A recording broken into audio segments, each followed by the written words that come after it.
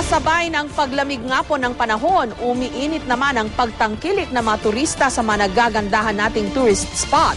Sa Tagaytay, ramdam ang pagsigla ng turismo. May report si Salima Refran.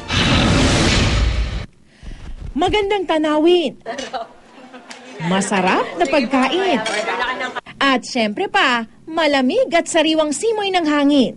Ilan lang yan sa binabalik-balikan ng mga turista sa Tagaytay City. At ngayong bumaba pa ang temperatura sa lungsod, lalo pang dumami ang mga gustong mag-getaway sa Tagaytay.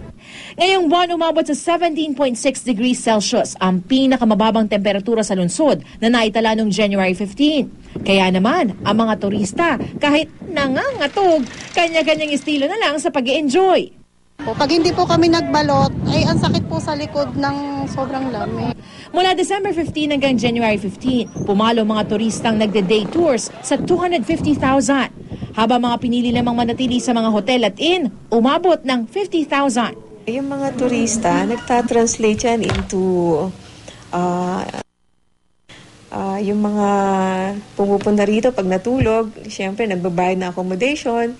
Pag uwi nila, bumibili sila ng pasalubong, kumakain sila pag nandito sa Tagaytay. So, nagiging vibrant yung economic activity. Taon-taon, nasa 200 million pesos ang kinikita ng Tagaytay mula sa turismo. Pero noong 2011, bahagyang humina ang turismo sa lungsod nang itaas sa alert level 2 noon ang Taal Volcano. Nitong Martes, nakapagtala ang PVOX ng 9 na volcanic quakes, bahagyang mas mataas sa kadalasay 1 o hanggang 5 kada araw.